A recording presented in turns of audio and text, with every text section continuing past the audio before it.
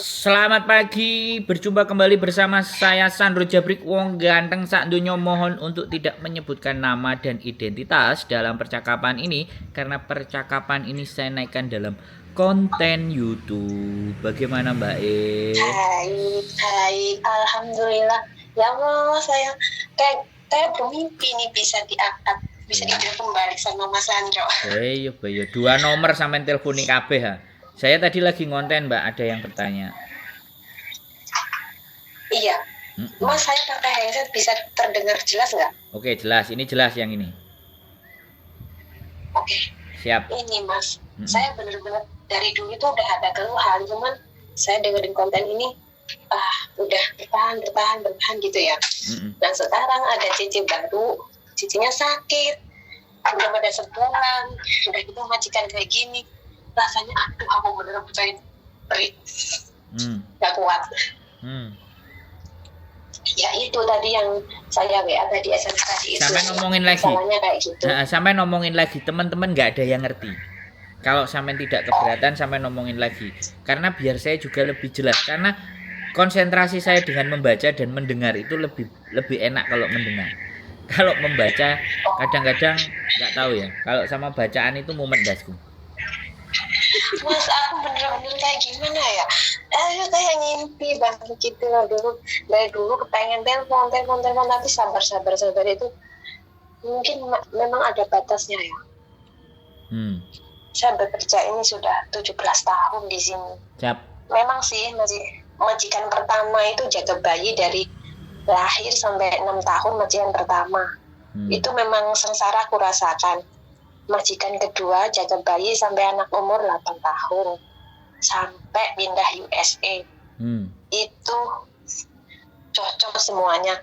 Majikan ketiga tinggal itu juga difiniskan majikan pindah Kanada. Dan sekarang jaga bayi baru lahir, baru pertama ambil pembantu. Sudah saya rasakan kena mental ya. Nah terus Mas, kenapa majikan itu kalau habis gajian ya ngomongnya itu paginya gitu dia transfer ke rekening. Udah gitu tak lihat, kan aku dapat SMS dari BOC. Kok sekian, kok nggak sama dulu gitu loh. Terus Sinsanku bilang, besok kamu kalau libur kamu cek ya berapa ini ya. Aku cuma bilang, oh gitu aja, tapi nggak tanda tangan mulai dari bulan kemarin. Terus aku tuh nanti kalau misalkan suruh tanda tangan, terus aku mau bilang kayaknya aku nggak mau tanda tangan kok nggak sama gitu loh. Semenjak ada cici baru datang gitu loh Mas. Terus gimana gitu loh. Aku bingung nanti kayak nanti kok nggak dapat bonus, bukannya aku kepengen dapat bonus tapi kok nggak sama gitu loh, nggak ada pemberitahuan sebelumnya gitu loh. Kan jadinya kayak seenaknya sendiri, jadi saya tuh diperlakukan seenaknya sendiri gitu loh. Ya. Sebenarnya belum sih Mas, sebenarnya belum. Ya terusin sampai lega.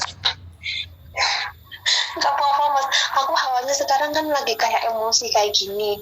Perasaanku jangan benar-benar emosi hari ini, benar-benar kepengen telepon Mas Sandro, Pak Yuli gitu, biar ada yang ngedem. Telepon aja nih langsung marah-marah lah dia itu. Soalnya dulu udah pernah, aku udah mau putus, mau break, udah dikasih surat notis, tapi tak simpen dulu, tak lihat orang ini gimana, tak tahan. Aku sampai diancam-ancam loh Mas waktu itu. Udah izin ibu dapat majikan, udah mau tanda tangan. Aku bilang sama Sinsan, dia bilang oke, mau soal kamu cari lagi nggak masalah. Terus dia oke, saya kan juga mau tanda tangan. Cicinya baru mau datang seminggu, udah gitu dia mau aku lagi. Dan aku bilang sama agent, ya itu udah dimarah-marahin baca di tanda tangan itu. Nah terus aku bilang gini, oke, aku lihat 1, 2 bulan, 3 lagi.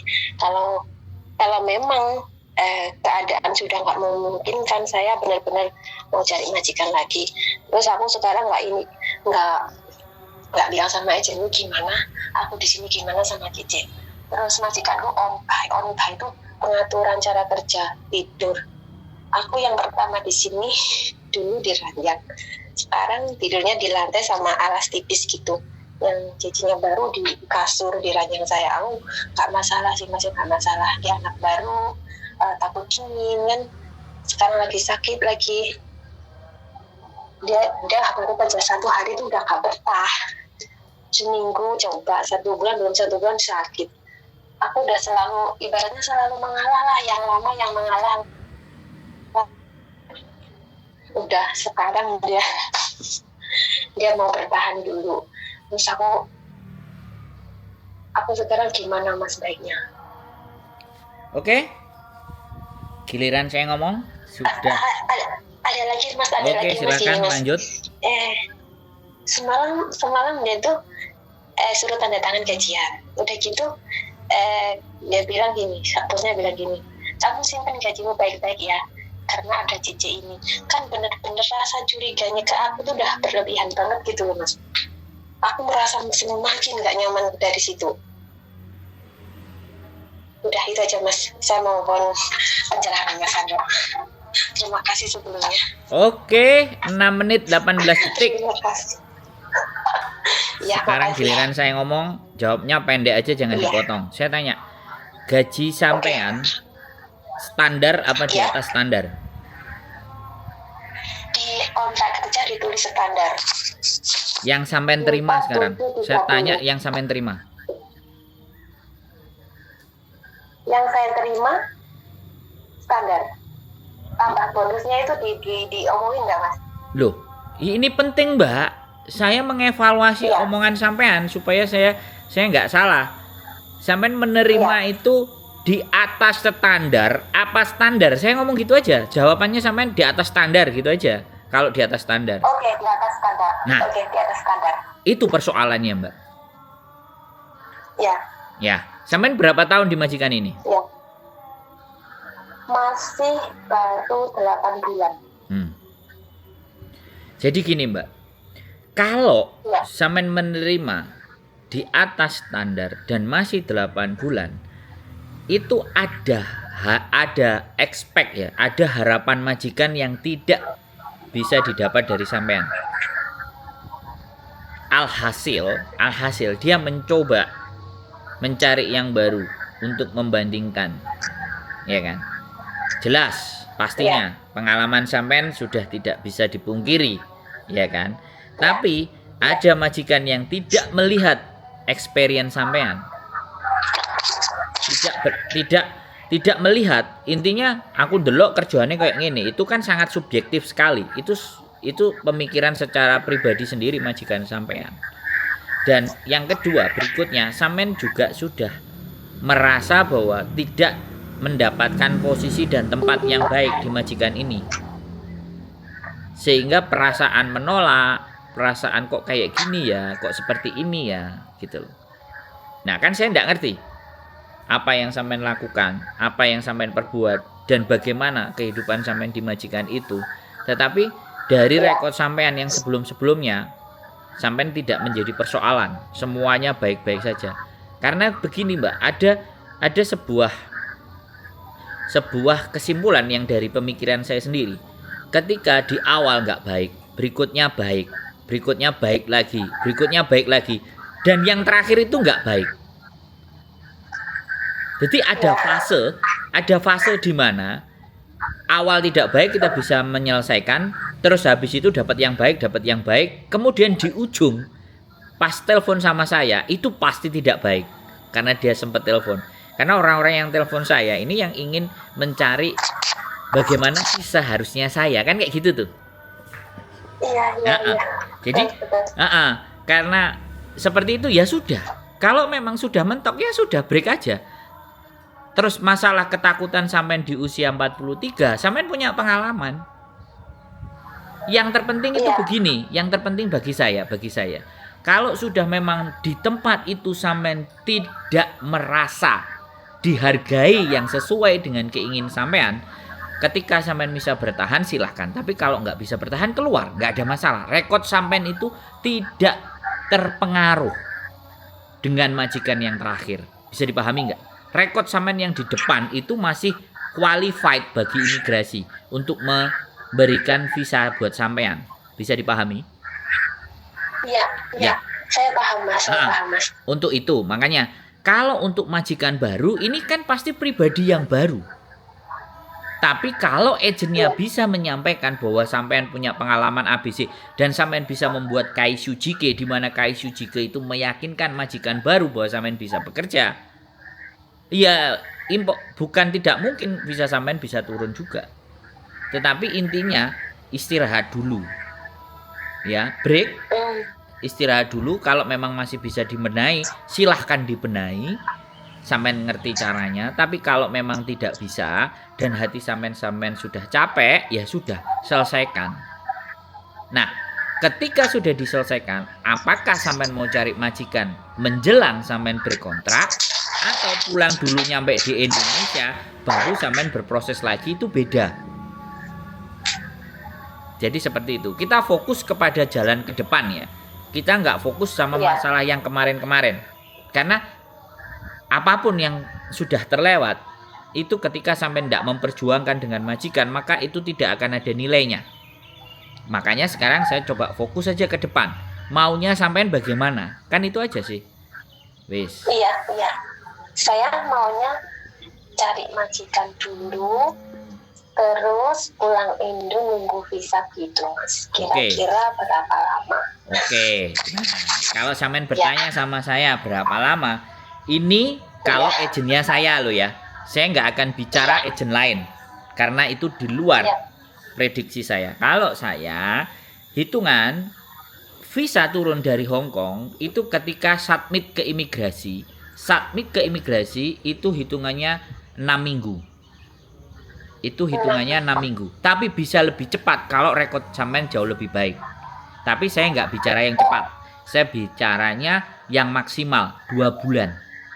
2 bulan itu semenjak dari agent sudah dapat dari KJRI terus masuk ke imigrasi itu terhitungnya 2 bulan. Nah, untuk masalah interview ya, untuk masalah wawancara, untuk masalah data sampean itu sudah beda urusan. Tergantung sampean. Ndang sacet apa enggak. Lah, untuk dapat majikan itu tergantung dari Kaishu Jike-nya sampean.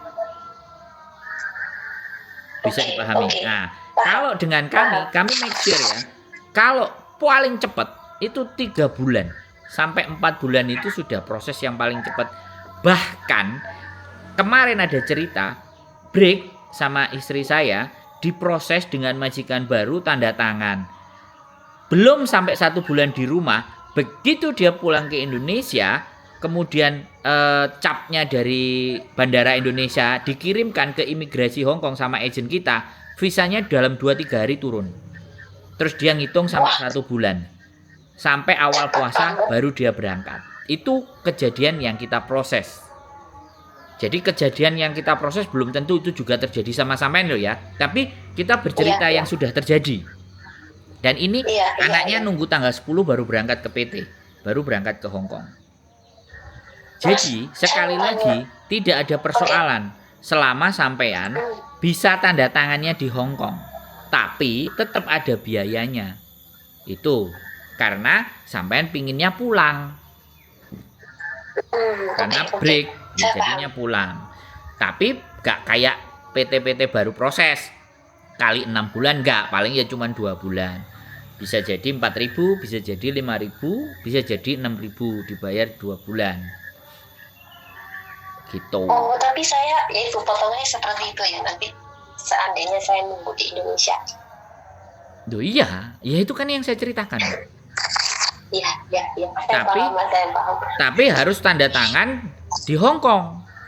Di Hong Kong. Iya, ketemu atau interview sama majikan posisi sampean belum keluar. Tapi gini Mas ya, majikan saya itu tidak terima saya putus kontrak. Katanya kamu itu mau pindah majikan, nanti imigrasi nggak akan kasih kamu visa. Kayaknya orangnya itu mengancam saya gitu loh. Halo? Saya nggak akan memutus kontrak kamu. Ya, halo? Nah, sampean ngerti nggak peraturan di Hong Kong? Siapapun, baik employer atau employee, itu berhak memutus kontrak dengan alasan apapun.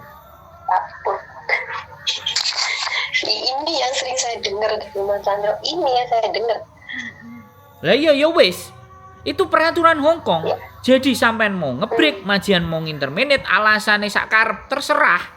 Majikan sampean nggak tanda tangan surat terminate kontrak mas sampean nggak masalah. Yang penting dimasukkan ke imigrasi. Sampean mau keluar tanggal berapa, tulis saja. Dia mau cerita buruk, cerita nggak bagus, sampean punya rekod sebelum dengan majikan ini berapa majikan, itu imigrasi akan menilai Mbak E. Jadi nggak perlu takut dengan ancaman majikan. Hong Kong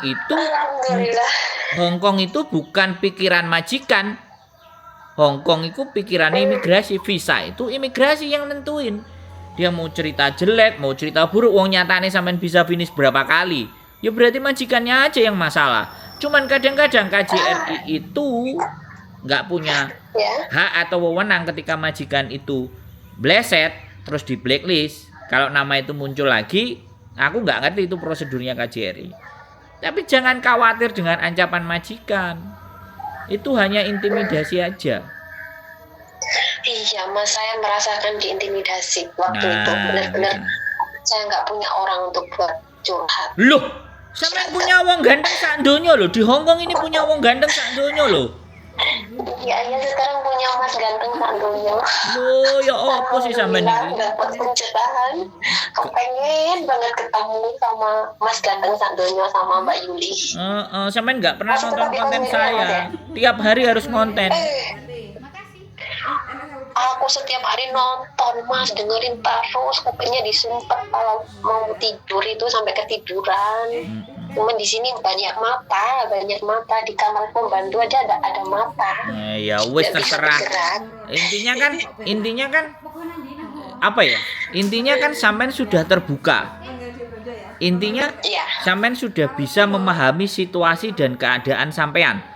Dan artinya sampean mau ngapain aja itu kan sudah punya gambaran. Itu yang paling penting. Oke siap Mas. Saya benar-benar sudah dapat masukan. Saya nggak akan takut lagi. Itu yang penting. Sampean berapa tahun? 17 tahun loh di Hongkong. Saya baru 10 tahun di Hongkong. Harusnya sampean yang ngajari saya. Boleh nggak saya ngomong kayak gitu? Mas Sandro bisa saja kayak gitu. Kita kan ya di sini ikut orang, nggak bisa sebebas kayak Mas Sandro. Lah kalau hitungan waktu ya, boleh nggak kalau kita bicara teman-teman ada yang 20 tahun, teman-teman ada yang 15 tahun. Karena apa? Teman-teman memang fokusnya cari uang, bukan belajar. Kalau saya fokusnya memang belajar. menambah pengetahuan, karena dengan menambah pengetahuan maka kita bisa membantu teman-teman untuk menyelesaikan persoalan. Nah, ketika kita banyak membantu orang menyelesaikan persoalan, masa Gusti Allah nggak kasihan sama saya ngasih rezeki? Itu loh Mbak. Halo? Iya Mas ya, iya halo. Bisa dipahami, Wesan? Bibi bangun. Oh ya sudah, matikan aja. Matikan aja. Kalau sudah langsung nggak apa-apa, saya bisa ngerti kok. Oke? Nggak apa-apa Mas ya, bayi saya bangun nggak apa-apa Mas ya. Loh, ya nggak, ya udah bayinya diurusin. Yang penting kan sampean sudah jelas, dimatiin aja. Iya. Oke, sip. Makasih. Ya. Terima kasih Mas. Ya, sehat selalu. Atas penjelasannya. Iya, makasih. Ya, semangat ya. Assalamualaikum. Oke, waalaikumsalam warahmatullahi wabarakatuh. Sehat selalu, yuk, bye-bye. Oke, bye-bye. 17 tahun guys, tapi memang masih bingung menghadapi situasi dan keadaan. It's okay, fine. Kita nggak perlu salahkan orang lain, kita nggak perlu suruh baca-baca, suruh cari ilmu. Nggak, teman-teman di Hongkong itu cari uang. Yang dikejar ya uang. Ya sudah, biarkan saya yang mikir atas persoalannya teman-teman. Jadi sekali lagi ya teman-teman semuanya, pertanyaan 150 pun dengan pertanyaan yang sama saya akan mencoba jawab. Tapi jangan sampai suruh saya, Mas saya nggak mau dikontenin. Kalau kalian tidak mau dikontenin, monggo bisa bertanya ke organisasi, bisa tanya ke Lebor, bisa tanya ke KJRI. Boleh. Itu tidak bakal dikontenin dan tidak bakal di-up. Ya, itu aja yang saya sampaikan. Saya disclaimer, saya bukan orang yang paling benar dan saya juga bukan orang yang baik, tetapi saya berusaha setiap kualitas berbicara kita dengan kalian semuanya setidaknya bisa memberikan nilai. Itu saja tujuan dari saya, tidak ada lain dan tidak bukan. Saya tidak ingin mempersoalkan siapa yang bertanya, tapi saya ingin mengangkat masalah-masalah yang terjadi. Keep stay tune my YouTube channel and see you next video. Bye bye.